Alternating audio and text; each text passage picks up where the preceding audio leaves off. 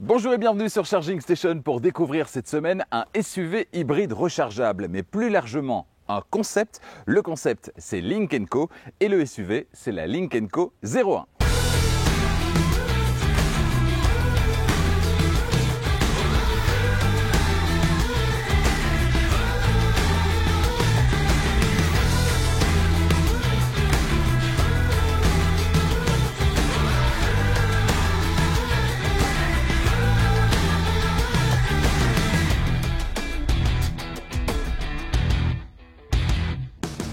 Cet essai vous est proposé par Arval, solution de leasing pour professionnels et particuliers, et Autoscout 24, la plus grande plateforme en ligne de voitures neuves et d'occasion en Europe. Lynk & Co, ce nom et ce logo, eh bien ça ne vous dit peut-être rien et pour cause. Cette marque, elle est toute jeune, elle a été créée en 2016 et elle se définit comme étant un fournisseur de solutions de mobilité plutôt qu'un simple constructeur automobile. Cette marque Lynk & Co, elle appartient au géant chinois Geely, auquel appartiennent également les marques Volvo et Polestar. Et le moins que l'on puisse dire, c'est que Lynk & Co casse les codes. Un seul modèle pour l'instant distribué chez nous, la Lynk & Co 01, deux couleurs, le bleu ou le noir, et pas d'option. Tout est de série dans cette voiture. Le prix, il est accessoire, puisque même si vous pouvez acheter la voiture, mais c'est ce que font seulement 5% des clients de Lynk & Co, eh bien, une formule intéressante et mise en avant par la marque existe, une formule de location, plutôt de souscription. Quand vous appartenez à la communauté Lynk & Co, eh bien, vous payez un montant mensuel et vous pouvez profiter de cette voiture. Et surtout, vous pouvez arrêter le contrat absolument quand vous voulez. C'est une formule qui est très flexible. Ça va vous permettre d'utiliser cette voiture uniquement quand vous en avez besoin. Ça va vous permettre également de partager cette voiture avec d'autres et donc de créer des revenus pour vous-même. Et puis ça, c'est une vision de Lynk & Co qui permet peut-être d'avoir un avenir plus durable, d'avoir une utilisation plus rationnelle de sa voiture. C'est en tout cas ce qui est sur papier, eh bien, la promesse de Lynk & Co. Alors tout ça c'est bien beau, mais dans la vraie vie ça donne quoi? J'ai pris le volant de cette voiture pendant une semaine. Au niveau de la souscription, au niveau des formules qui sont proposées, la voiture en elle-même, qu'est-ce que ça vaut? Eh bien toutes les réponses aux questions que vous vous posez se trouvent donc dans cet essai.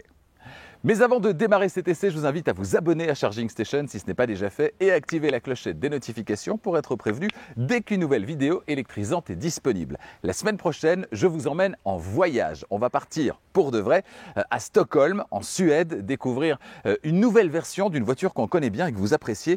Cette voiture, c'est la Kia EV6 et on va découvrir ensemble la version GT. J'en prendrai le volant, non pas pendant une semaine, mais pendant quelques jours. Un week-end passé à Stockholm, en Suède. Et je vous emmène avec moi, histoire de tout vous dire de cette nouvelle déclinaison de la star sud-coréenne de chez Kia, la Kia EV6, donc en finition, en version GT. D'autres essais tout aussi électrisants durant les semaines suivantes, je vous en reparle tout à l'heure. Un élément qui fait partie du concept Lynk & Co, ce sont les clubs Lynk & Co, des endroits de partage, des endroits où bien sûr vous pouvez découvrir la voiture. Il y a chaque fois un modèle qui est exposé, un exemplaire qui est exposé, mais c'est surtout des endroits où vous allez pouvoir vous rencontrer, prendre un verre, lire un livre, acheter des objets et puis participer à des événements, des conférences par exemple. Donc c'est vraiment un endroit où la marque Lynk & Co veut rassembler ses membres, les membres de la communauté Lynk & Co, pour bien sûr discuter de la voiture, mais de plein d'autres choses, notamment de solutions de mobilité, etc. Dans tous les clubs Lynk & Co, vous voyez ici quelques images de celui où je suis allé chercher cette voiture, c'est le club Lynk & Co d'Anvers. Eh bien, il y a des articles à acheter, des solutions de mobilité, il y a des trottinettes électriques, des choses comme ça, et puis des gourdes, des livres, des marques locales et également des marques qui sont vendues à travers l'ensemble des clubs Lynk & Co. Il y en a pour l'instant moins de 10 des clubs Lynk & Co et donc forcément un à Anvers. Alors cette voiture-ci, vous le voyez, cette voiture d'essai, elle est immatriculée en Suède. Je vous propose d'aller donc visiter un autre club Lynk & Co, direction Stockholm en Suède. Et ben voilà, me voici à Stockholm, je vous épargne le nom de la rue, mais ici aussi il y a un club Lynk & Co. Regardez, ça se passe par ici. Allez, venez, on entre.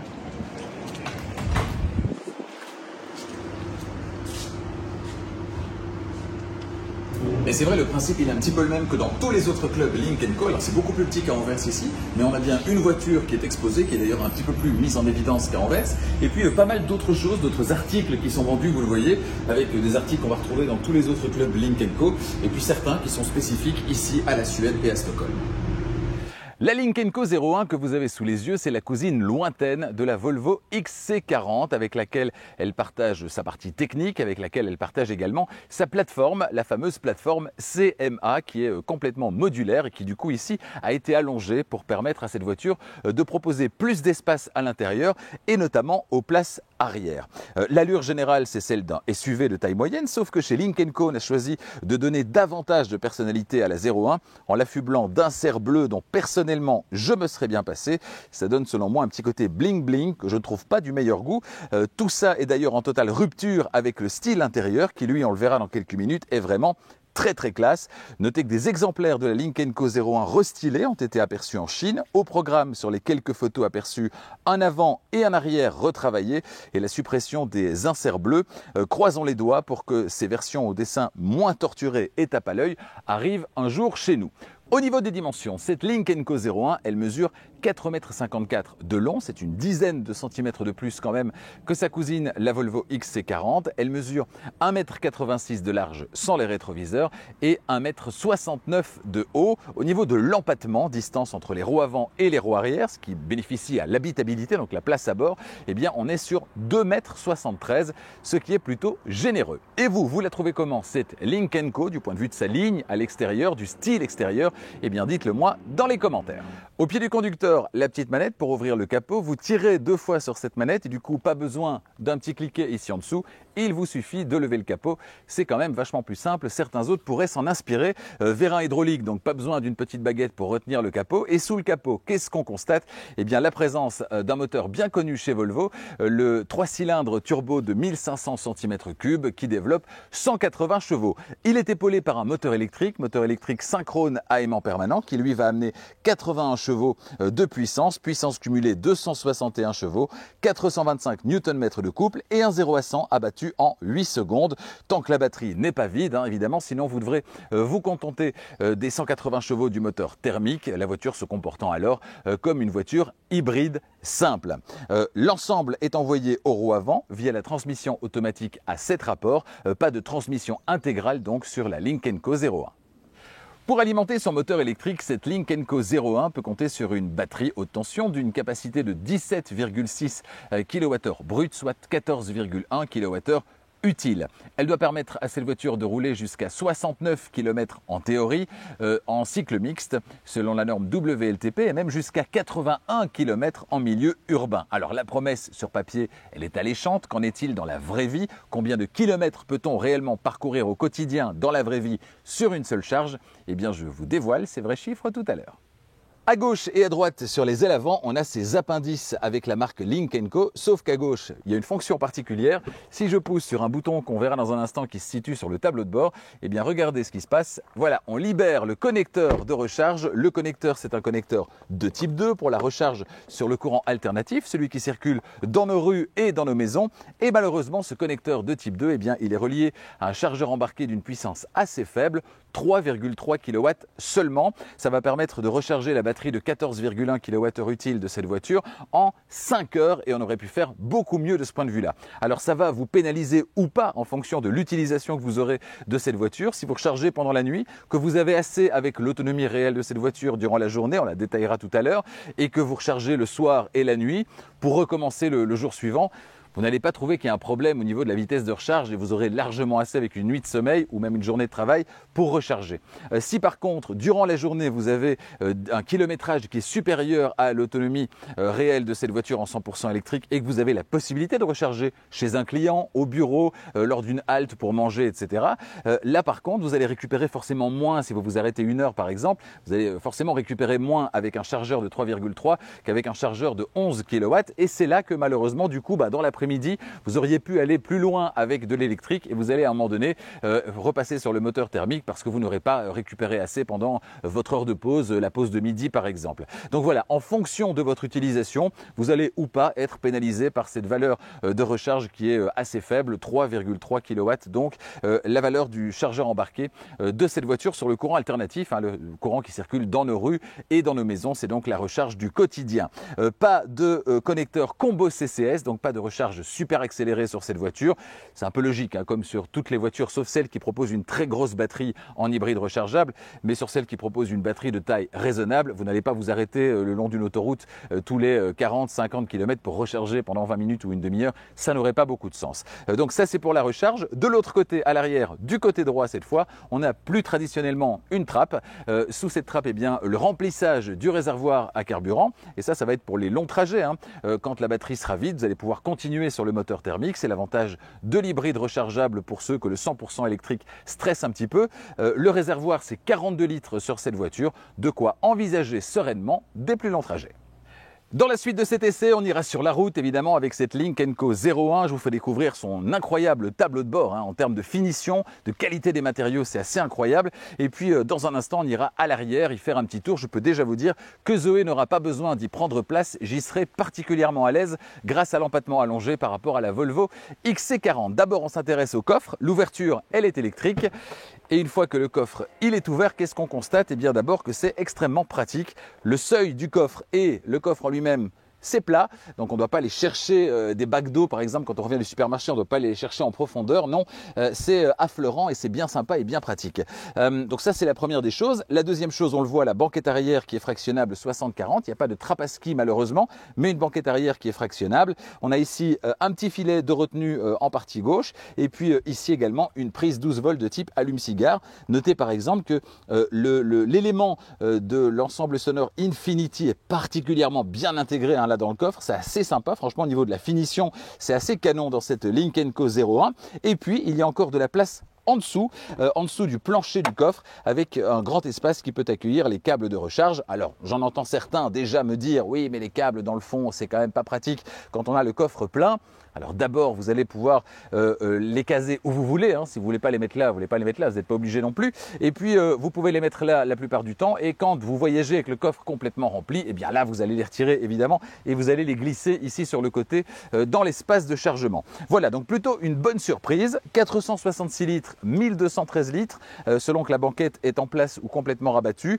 Des crochets bien pratiques, 4 là, 2 au-dessus, la prise 12 volts, le petit filet de retenue, l'espace en dessous ici, et puis l'ensemble parfaitement plat. Franchement, pas mal de bonnes surprises au niveau de l'espace de chargement de cette Lynk & Co 01. Avant de passer à l'avant, vous faire découvrir le tableau de bord de cette voiture, me voici installé à l'arrière. Y est-on bien installé? Eh bien, grâce à l'empattement généreux, à cette plateforme CMA qui a été allongée au niveau de l'empattement, eh bien, on a une place à l'arrière qui est franchement royale. Je mesure 1,90 m, je vous le rappelle. Le siège avant, il est réglé comme pour moi, donc plutôt reculé. Et malgré ça, et plutôt positionné bas. Et malgré ça, j'ai de la place en hauteur, j'ai de la place largement au niveau des genoux. Franchement, je suis hyper bien installé ici à l'arrière de cette voiture. La luminosité, elle est apportée par ce grand toit vitré. C'est très sympa, toujours pour les passagers arrière. Hein. C'est généralement les passagers arrière qui profitent le plus d'un toit vitré et pas forcément les passagers à l'avant, les occupants à l'avant. On a déjà ici à l'arrière un petit aperçu de ce qui va être la qualité de fabrication de la voiture au niveau du tableau de bord, avec un choix de matériaux spécifiques. Il y a une vraie recherche en termes de matériaux différents, etc., de textures, de matériaux.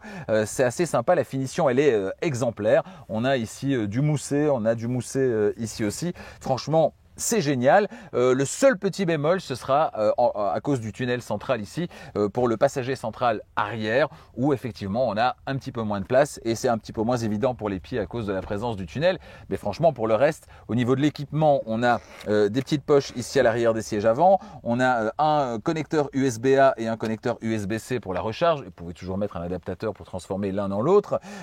Voilà. Et puis, voilà, en termes de visibilité, on a des sièges monoblocs, donc c'est vrai qu'il y a un petit peu moins de visibilité vers l'avant, mais voilà, pour le reste, à part cette visibilité un petit peu moindre vers l'avant et la présence du tunnel central, le reste franchement c'est que du positif. On est hyper bien installé, il y a de la place en hauteur, il y a de la place aux genoux, l'équipement il est largement suffisant. Il y a évidemment la présence ici d'un accoudoir central avec les 2 porte-gobelets. C'est royal dans cette voiture, je dirais que c'est un bon 8 sur 10. Bienvenue à bord de cette Lynk & Co 01 et quand on s'installe au volant de cette voiture, franchement, c'est la claque, hein, c'est le sentiment que j'ai eu en m'installant pour la première fois dans cette voiture. Je me suis dit, waouh, on est bien loin des clichés qu'on peut avoir en tête à propos des voitures qui nous viennent de Chine. On a dans cette voiture un intérieur original, entendez par là qu'il ne ressemble pas à celui d'une autre voiture, un intérieur qui est bien fini aussi, avec une vraie recherche au niveau des matériaux, et puis on a des boutons physiques pour les fonctions principales, notamment la climatisation et donc une belle ergonomie. Lynk & Co n'a pas cédé à la mode du tout à l'écran, et tant mieux, ça ne plaît pas forcément à tout le monde. L'impression de qualité, elle est bien présente, et puis au niveau du ressenti, il y a un petit peu de Land Rover au niveau de l'inspiration, les gros boutons qu'on va retrouver ici, ce grand écran ici également, il y a un petit peu de Porsche également, avec ce qu'on va retrouver ici au niveau des matériaux, de l'organisation des boutons sur la console centrale. Bref, franchement, il y a pire comme référence. Et en matière d'intérieur, de matériaux, etc., franchement, certaines marques européennes pourraient largement s'inspirer de ce qu'on retrouve dans cette Lynk & Co 01. Vous l'aurez compris, cet intérieur, c'est vraiment une réussite. L'intérieur de la Volvo XC40 à côté, il fait pas le figure. Et pourtant, la suédoise est bien plus chère que cette Lynk & Co 01. Allez, c'est parti pour la description complète de l'intérieur de cette voiture. Dans quelques minutes, vous saurez tout du moindre bouton, c'est la promesse. Au niveau de la portière conducteur, en partie haute, on a la poignée d'ouverture, on a les deux mémoires de réglage du siège conducteur, en partie intermédiaire, les vitres et rétroviseurs électriques, et puis en partie inférieure, enfin, on retrouve un vide-poche, c'est du classique. À gauche du volant, sur le tableau de bord, le réglage de l'intensité de l'éclairage des écrans, l'ouverture de la trappe à carburant également avec une pression longue, l'ouverture de la trappe pour la recharge au niveau de l'aile, on a vu ça il y a quelques minutes, et puis l'ouverture-fermeture électrique du coffre. Au niveau du volant, à gauche sur le volant, la commande vocale et le régulateur de vitesse adaptatif avec réglage de la distance par rapport au véhicule qui précède. Ce sont les deux boutons qu'on va retrouver ici avec les trois petites lignes. À droite, le volume et la possibilité de commander la partie personnalisable de l'écran instrument. On verra ça dans un instant. Au niveau des commodos, à gauche, clignotant, appel de phare et basculement des feux de route au feu de croisement. Et puis à droite, ce sera les essuie-glaces à l'avant et à l'arrière. Derrière le volant, un premier écran, l'écran instrument d'une diagonale de 12,3 pouces avec donc la possibilité de personnaliser l'affichage via la partie de droite du volant et puis également globalement la possibilité de personnaliser l'ensemble de l'affichage dans cette voiture via un menu dans le système d'infodivertissement. Au niveau de la personnalisation de la partie qui est customisable de l'écran instrument, eh bien ça va se passer ici à droite donc sur le volant avec un menu vertical. On est ici sur les données de la voiture, on est ici sur la navigation avec milieu, avec récent et avec recherche vocale. Et puis on descend au niveau de la radio en cours de lecture. Et puis on peut descendre encore au niveau des trajets, trajet 1, trajet 2, les statistiques, etc. Donc ça c'est pour la partie ici de droite du volant du menu qui est personnalisable. Ensuite, qu'est-ce qu'on a? Pas d'affichage tête haute malheureusement dans cette voiture. Dommage pour ceux qui sont friands de cet équipement. Le deuxième écran, on ne peut pas le louper, il est vraiment très grand, c'est l'écran d'infodivertissement, 12,7 pouces de diagonale, on y reviendra dans un instant. Sous l'écran d'infodivertissement, deux gros boutons que j'évoquais il y a un instant, qui permettent pour chaque place avant de régler évidemment la température, et puis un appui sur celui de gauche, et là vous activez la synchronisation. Le fait de modifier la température à gauche modifiera donc automatiquement la température à droite. Par contre, le passager peut reprendre la main en modifiant sa température, ce qui va désactiver évidemment la synchronisation. Sur le bouton de droite, un appui permet là aussi d'avoir accès à une autre fonction. Ça permet de modifier la puissance de la soufflerie. Il est donc finalement possible de faire pas mal de choses avec juste ces deux boutons en matière de commande du système de chauffage sans passer par l'écran, et ça c'est très positif. Ensuite, la zone de recharge par induction et puis une rangée de boutons à gauche qui va permettre de commander le désembuage à l'avant, à l'arrière, d'activer la climatisation, et si vous avez modifié la puissance de la soufflerie via le bouton de droite par exemple, eh bien de repasser en réglage automatique, puisque vous serez là passé évidemment en réglage manuel. Vous allez repasser en réglage automatique via ce bouton ici. Voilà. Donc franchement, une commande de chauffage grandement facilitée, chauffage et climatisation par la présence de ces boutons à l'ergonomie plutôt efficace. Ensuite, on a le sélecteur de vitesse avec les positions D et B sur lesquelles on reviendra sur la route. Notez qu'il y a aussi une position M pour manuel, passage manuel des vitesses, mais très honnêtement, j'ai jamais été vraiment convaincu par l'utilité de passer les vitesses de manière manuelle sur une voiture automatique, et notamment hybride rechargeable ici. Je suis pas un grand fan de cet équipement, mais sachez en tout cas que ça existe. Ensuite, plus en arrière, on a le bouton Drive Mode. Ça, on y reviendra sur la route. On a ensuite le frein de parking électrique et puis les feux de détresse, la fonction Auto Hold. Alors, petit rappel, la fonction Auto Hold, vous le savez, c'est la possibilité, quand elle est activée pour la voiture, quand elle est à l'arrêt à un feu, et bien quand vous levez le pied du frein, que la voiture n'avance pas, ne rampe pas comme une voiture traditionnelle à boîte automatique, mais plutôt qu'elle se maintienne en place. Et ensuite, un petit coup sur l'accélérateur et la voiture repart évidemment. Ici à droite, on a un autre petit bouton qui va permettre d'activer et désactiver la source audio en cours de lecture et puis de régler le volume évidemment.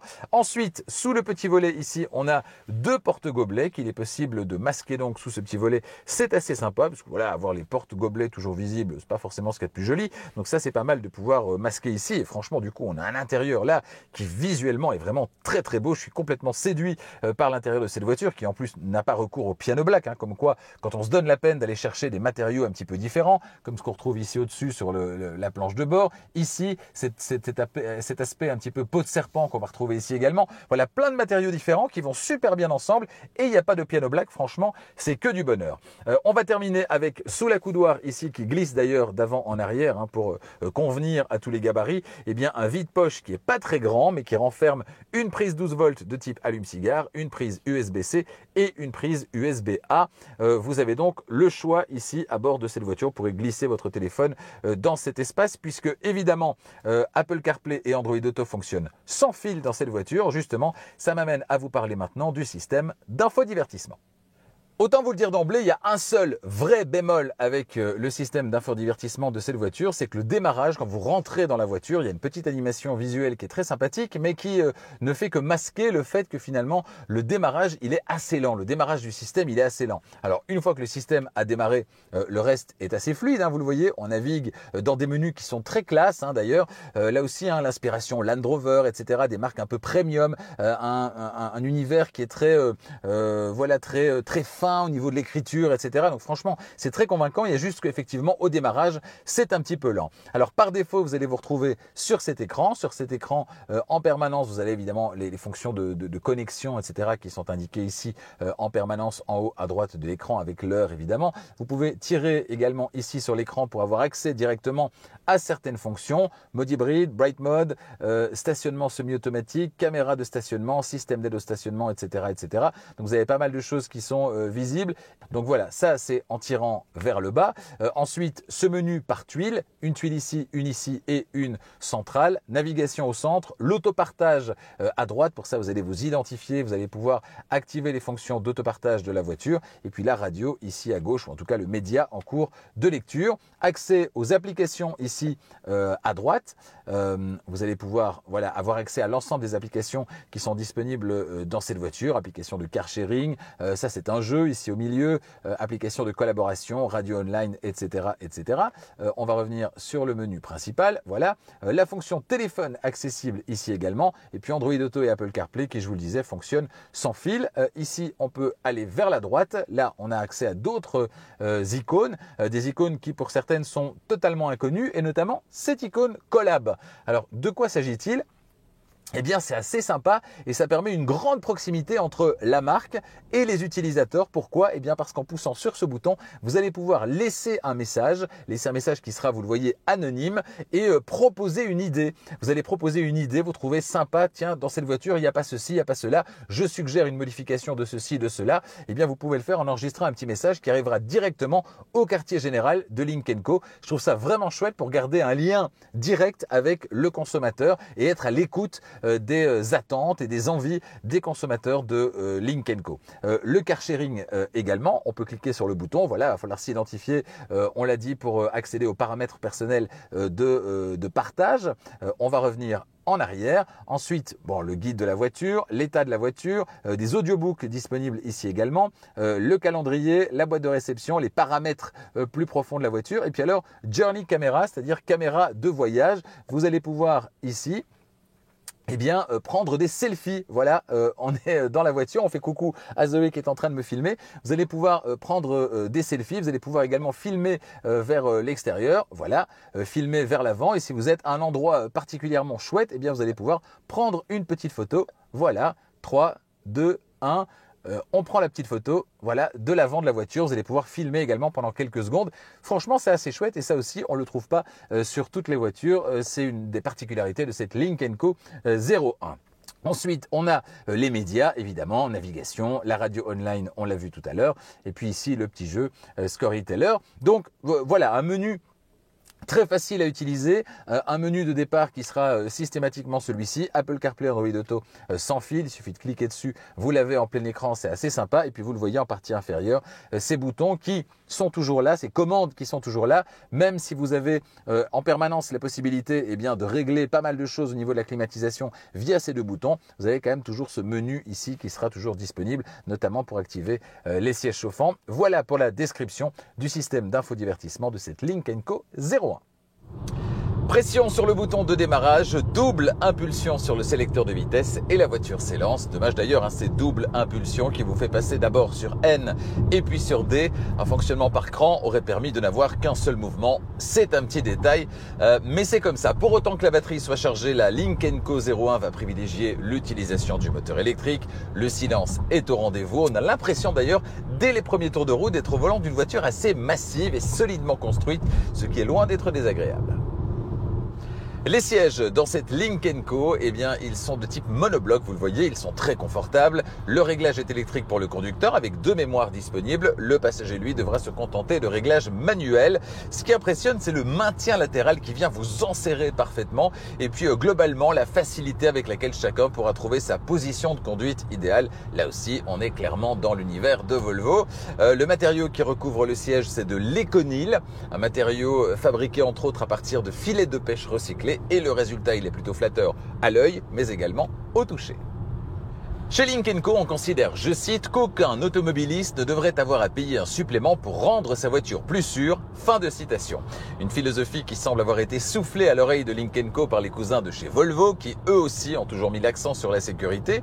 La première ceinture de sécurité, d'ailleurs, dans une voiture de série, c'était il y a un petit peu plus de 60 ans, et c'était dans une Volvo. Pour enfoncer le clou, la Lynk & Co 01 peut se targuer d'avoir obtenu la meilleure note, à savoir 5 étoiles, au crash test Euro NCAP. Concernant le fonctionnement de ces aides à la conduite, on est plus proche de l'univers de Volvo là aussi que de celui de certaines marques chinoises à l'électronique parfois un peu hésitante. Ici, c'est du sérieux et les réactions aux différents systèmes d'aide et d'avertissement sont toujours très douces et très appropriées. Au démarrage du moteur thermique, pas d'à-coups observé dans cette voiture. Tout ça fonctionne avec beaucoup de douceur et de fluidité, c'est très agréable et ça participe au confort global. Alors la seule petite ombre au tableau, c'est le bruit du moteur thermique dans certaines circonstances. On en reparlera dans la suite. L'amortissement, je dirais qu'il est plutôt ferme dans cette 01 de Lynk & Co, mais sans jamais être inconfortable. Et un amortissement plutôt ferme, c'est par contre très intéressant en matière de comportement. Et sur ce point, cette voiture donne le sourire. Elle est très agréable à conduire et pas uniquement sur des longues lignes droites. La sensation au niveau de la direction est très agréable également. Alors, le petit bémol, parce qu'il y en a un, c'est qu'elle aime pas trop les revêtements dégradés. À part ça, avaler les kilomètres à son volant, je peux vous le dire, c'est un vrai bonheur au quotidien. Cette voiture, elle est globalement très silencieuse, évidemment. Les bruits de roulement sont bien maîtrisés. Et puis moi, il y a un truc que j'adore, c'est quand les suspensions font un bruit un petit peu sourd. Je sais pas si vous voyez ce que je veux dire. Je trouve ça très premium et c'est le cas dans cette voiture. C'est vraiment top. Concernant les bruits aérodynamiques, là, j'ai été un petit peu moins séduit, notamment en raison d'un bruit d'air en provenance de la portière conducteur. Alors, je suis pas parvenu à identifier exactement d'où il venait, vitre ou rétroviseur, mais je me suis surpris en début de semaine à vérifier que la vitre était bien fermée. Alors, c'est loin d'être rédhibitoire. Évidemment, quand on roule dans une voiture silencieuse, on se focalise sur le moindre bruit. Et puis, je l'évoquais il y a quelques minutes, le bruit, c'est aussi celui du moteur thermique. Alors, pas tout le temps, mais lors de fortes sollicitations, il est vraiment audible. Et bon, vous le savez, c'est comme un fumeur qui arrête de fumer, il supporte plus l'odeur de la cigarette. Et bien moi, à force de rouler en voiture 100% électrique, j'ai peut-être un peu de mal, c'est vrai, tout doucement, à supporter le bruit d'un moteur thermique. Toujours concernant le bruit, mais agréable celui-là, notez que cette voiture est équipée d'une très convaincante installation sonore Infinity à 10 haut-parleurs et comme tout le reste évidemment, elle est de série. Vous souhaitez pouvoir tracter une remorque avec votre Lynk & Co 01, eh bien vous êtes plutôt gâté avec cette voiture. Cette voiture qui accepte jusqu'à 1800 kg avec une remorque freinée, c'est vraiment très bien. Non freinée, ce sera 750 kg, c'est-à-dire la norme. Pas de mode de conduite à proprement parler dans cette voiture, mais plutôt des modes d'entraînement qui sont sélectionnables à partir du bouton Drive Mode sur la console centrale. Alors en mode hybride, vous laissez la voiture choisir de faire fonctionner le moteur thermique et ou le moteur électrique. En mode Power, vous disposez de toute la puissance disponible et donc moteur thermique et électrique fonctionnent ensemble. Attention évidemment dans ce cas à la consommation. Et puis le mode pur qui permet d'activer le mode 100% électrique. Quand la batterie sera vide, là vous rebasculerez automatiquement en mode hybride. En mode hybride, il est également d'activer une sorte de sous-mode, le sous-mode Save qui va préserver la capacité de la batterie pour une utilisation ultérieure en ville par exemple. Et puis un mode de recharge de la batterie avec le moteur thermique est également disponible. Mais là aussi, pas de miracle, hein, attention à la consommation, puisque le moteur thermique il va tourner pour faire avancer la voiture et pour recharger la batterie à réserver à des situations bien spécifiques. Le diamètre de braquage de cette Lynk & Co 01, 11,4 mètres, une valeur dans la moyenne qui fait que cette Lynk & Co, malgré la sensation d'être dans une voiture assez massive qu'elle dégage quand on est à son volant, eh bien elle reste agréable à conduire en milieu urbain. On est bien loin d'un tank, impossible à manœuvrer en ville. Le freinage, je l'ai trouvé plutôt facile à doser dans cette voiture, malgré le fait que la 01 récupère l'énergie. On a assez rapidement, en début de course de pédale de frein, un ralentissement très convaincant. Alors peut-être justement un petit peu trop brutal, mais franchement ça fonctionne bien et c'est assez rassurant au quotidien d'avoir ce freinage qui est convaincant assez rapidement au niveau de la course de la pédale. La pédale de frein, vous en aurez d'ailleurs plus ou moins besoin en fonction du réglage que vous choisirez au niveau du sélecteur de vitesse, parce qu'il y a le mode D, mais aussi le mode B. Par défaut, lorsque vous donnez deux impulsions vers l'arrière sur le levier de vitesse, vous passez en mode D. Dans ce cas, au lever le pied de l'accélérateur, la voiture va privilégier l'élan pour ne pas consommer. Elle va privilégier la roue libre et ne pas récupérer l'énergie. Une impulsion supplémentaire vers l'arrière, vous passez en mode B, comme brake ou freinage. Dans cette configuration, le ralentissement sera plus important lorsque vous levez le pied de l'accélérateur et la voiture récupère l'énergie qu'elle va renvoyer dans la batterie. Dans les faits, on dira que le mode D va convenir davantage aux routes rapides. Vous levez le pied, la voiture continue sur son élan, alors que le mode B, lui, sera davantage pertinent en ville. Vous levez le pied, la voiture ralentit quand vous arrivez derrière quelqu'un ou éventuellement un carrefour, à des feux de signalisation, etc. 69 km en 100% électrique selon la norme WLTP, c'est la promesse de cette Lynk & Co 01 hybride rechargeable. Alors dans la pratique, je suis arrivé à en parcourir 60 à 65 sur un trajet essentiellement autoroutier, par 35 degrés à l'extérieur et donc avec la clim. Dans ces conditions, 60-65 réels, c'est vraiment très bien, pas très éloigné de la valeur WLTP annoncée. La marque revendique également 81 km en ville et j'ai aucun doute que la voiture peut y arriver en évitant effectivement les voies rapides. 60, 65, 70 km ou un peu au-delà au quotidien en fonction du type de parcours et des conditions climatiques, c'est une très belle valeur, un très beau rayon d'action qui permettra de laisser le moteur thermique au repos la plupart du temps et puis de rouler en 100% électrique, c'est-à-dire de manière la plus économique possible au quotidien, tout en ayant la possibilité d'envisager un long trajet sereinement grâce à la présence du moteur thermique. Et une fois la batterie vide sur autoroute, un trajet de plusieurs centaines de kilomètres par exemple, eh bien ça donne quoi? La consommation moyenne sur autoroute batterie vide, eh bien elle se situe entre 7 et 8 litres, ce qui reste très raisonnable pour de longs trajets occasionnels. Me voici de retour à l'extérieur pour parler du prix de cette Lynk & Co 01 qui est facturée en Belgique 42 000 € et je peux dire à partir de 42 000 € puisqu'il y a quand même une petite option, un accessoire, c'est le crochet de remorquage facturé 910 €. En France, la voiture est proposée 500 € de moins à l'achat, à savoir 41 500 €, mais le crochet de remorquage vous coûtera un petit peu plus cher, ce sera 1020 €. Alors tout ça, c'est bien beau, mais ça n'intéresse, je vous le disais tout à l'heure, que 5% des clients de Lynk & Co, plutôt des membres de l'univers Lynk & Co, puisque les 95% restants préfèrent la formule de location tout compris, de membership flexible proposée par la marque, une formule à 550 € par mois qui comprend la mise à disposition de la voiture, l'assurance et les taxes, formule tout compris donc. Une formule flexible également puisque vous pouvez renoncer à votre voiture quand vous le souhaitez, mettre fin au contrat quand vous le souhaitez. La seule contrainte, ce sera le kilométrage annuel qui est fixé à 15 000. Les kilomètres supplémentaires seront facturés en supplément. C'est donc une formule qui intéressera davantage les rouleurs modérés que les gros rouleurs au quotidien.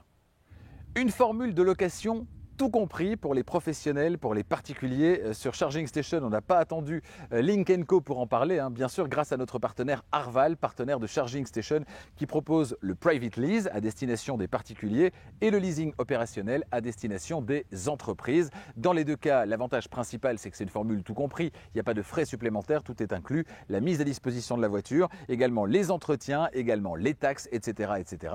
Et dans le contexte de transformation technologique que nous connaissons actuellement, celui qui va prendre le risque, c'est pas vous, c'est la société de leasing, en l'occurrence Arval, puisque à la fin du contrat, dans 3 ans, 4 ans, 5 ans, vous ne savez pas combien vaudra cette voiture ou n'importe laquelle que vous choisirez. Eh bien, grâce à cette formule, ce n'est pas vous qui prenez le risque, puisqu'à la fin du contrat, ce que vous faites, c'est simplement rendre la voiture, rendre les clés. Et vous ne devez rien faire de plus. C'est Arval donc qui prend le risque de ce que vaudra cette voiture à la fin du contrat. Donc ça, c'est plutôt pas mal. Et puis actuellement, vous le savez, le contexte économique étant un peu moins favorable, on n'a pas envie d'avoir de mauvaises surprises d'un point de vue budgétaire. Là aussi, le fait d'avoir une formule tout compris fait qu'il n'y a pas des mois où vous allez devoir sortir 300, 400, 500 euros pour un entretien, puisque c'est une formule tout compris et que donc vous payez finalement tous ces services dans la mensualité que vous payez chaque mois, à savoir la mensualité qui correspond à votre leasing opérationnel ou private lease pour les particuliers. Donc ça, c'est les formules proposées par Arval. Si vous voulez en savoir plus et demander une offre, pourquoi pas, rendez-vous sur arval.be. Et si vous êtes dans l'Hexagone, eh bien là aussi Arval est présent avec un site internet arval.fr, des formules qui sont un petit peu différentes mais tout aussi intéressantes. Vous le savez, en ce moment, avec la crise des semi-conducteurs, les délais, ils sont à rallonge sur le marché de l'automobile. Et si vous voulez votre voiture tout de suite, il y a une solution. Cette solution, c'est Autoscout24, qui est la plus grande plateforme de vente de voitures en Europe. Sur Autoscout24, plus de 80 000 voitures sont disponibles. Certaines sont déjà des voitures électrifiées, électriques ou hybrides rechargeables. Hybride simple également. Donc tout ça, vous allez pouvoir le découvrir sur Autoscout24, découvrir l'ensemble de ce qui est proposé et en fonction de vos critères, eh bien, affiner la recherche pour obtenir finalement une sélection des voitures qui correspondent à vos critères de recherche. L'avantage de toutes ces voitures, c'est qu'elles sont disponibles immédiatement et que parmi ces voitures, il y a bien sûr des voitures d'occasion, des occasions récentes également et puis des voitures neuves aussi. Votre prochaine voiture se trouve donc peut-être à portée de clic sur autoscout24.be pour la Belgique et autoscout24.fr pour la France. Pas de doute, en conclusion, cette Lynk & Co 01 et son système de mise à disposition flexible via un loyer ou plutôt membership ou cotisation tout compris, c'est le duo gagnant. La voiture est une vraie réussite, son intérieur est très spacieux, aussi à l'arrière, il est très bien fini et propose une présentation vraiment flatteuse. Sur la route, la 01 se montre très agréable à conduire, agréable à vivre même, grâce à son ergonomie plutôt réussie et un système d'infodivertissement convaincant. Alors n'a-t-elle que des qualités? Non, évidemment, mais elle n'a pas de gros défauts non plus. Citons tout de même une puissance de recharge qui pourrait être plus importante, ce qui pourrait gêner certains, un système d'infodivertissement un peu lent au démarrage, un léger sifflement aérodynamique à haute vitesse, mais c'est peut-être uniquement sur cet exemplaire, et puis un look original, on va dire, en raison de la présence d'inserts bleus un petit peu partout à l'extérieur sur cette voiture. Pour le reste, franchement, elle a donc d'énormes qualités. Si vous envisagez d'acquérir ou de rouler, puisqu'il y a la formule de location, c'est pas forcément une acquisition, si vous envisagez de rouler avec un SUV de ce segment, eh bien n'hésitez pas à considérer éventuellement l'acquisition de cette voiture avec la formule qui vous conviendra le mieux, cette Lynk & Co 01 qui est donc franchement une très très bonne voiture. A bientôt sur Charging Station pour d'autres essais électrisants. La semaine prochaine, je vous le disais, je vous emmène en voyage. On part à Stockholm, en Suède, à la découverte de la version GT de la Kia EV6, une voiture que vous appréciez particulièrement. Durant les semaines suivantes, 2 voitures hybrides rechargeables. Ce sera la 308 SW chez Peugeot et puis également chez Land Rover, le Defender 110 en version donc hybride rechargeable. Pour toutes ces bonnes raisons, n'hésitez pas à vous abonner à Charging Station, activez la clochette des notifications pour être prévenu dès qu'une nouvelle vidéo électrisante est disponible. Et puis n'oubliez pas que si vous voulez en faire un petit peu plus, vous pouvez bien sûr toujours mettre un petit pouce, également partager les vidéos de Charging Station, ça aide à faire grandir la communauté et c'est très sympa. Et puis si vous voulez en faire encore un petit peu plus, pour moins d'1 euro par mois, vous pouvez activer la souscription. Vous cliquez sur le bouton rejoindre sur la page de Charging Station, sur la chaîne Charging Station sur un ordinateur. Et pour moins d'1 euro par mois, vous pouvez avoir mes conseils que je vous prodigue avec grand plaisir si vous êtes sur le point de basculer vers l'électrique ou de changer de voiture électrique. Et puis surtout, vous pouvez également visionner les essais abonner dès qu'ils sont publiés sur YouTube sans attendre le dimanche à 18 h et la diffusion en YouTube Première. Donc ça, c'est via la souscription, accessible donc via un ordinateur en cliquant sur le bouton rejoindre. Merci de votre fidélité. Bientôt les 50 000 membres sur Charging Station. Ce sera dans les prochains mois et j'aurai à vous proposer à cette occasion un très beau cadeau. Merci de votre fidélité et à bientôt.